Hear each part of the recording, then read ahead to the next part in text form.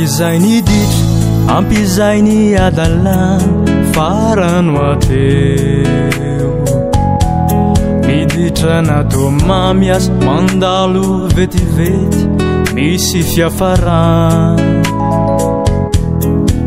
aok'izay ny ditra ampizay ny adalana farano ateo miditra natao mamiasa mandalo vetivety misy fiafarana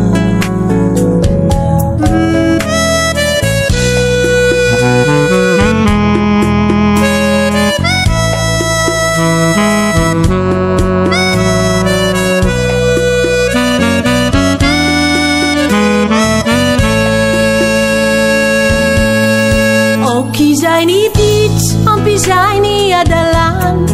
farano ateo niditra nena mamiasa mandalo vetivety manapetraya aok'izay ny ditra ampizay ny adalana farano ateo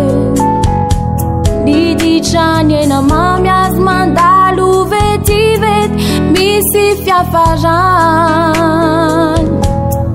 tsy aliove manomana ny ampitso mibanjy na ny hoavy ndra hoitino hora fara ny alaneninao anao Jesosy miangavy anao tsy aliove manomana ny ampitso mibanjy na ny hoavy ndra hoitino hora fara ny alaneninao anao Jesosy miangavy anao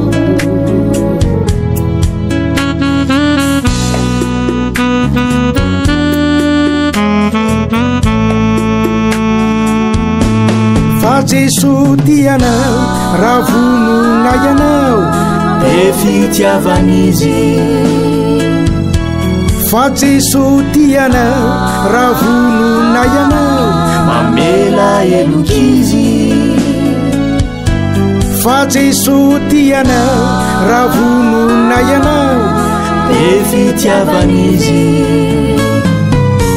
fa Jesosy tianao raha vonona ianao mamela elokizy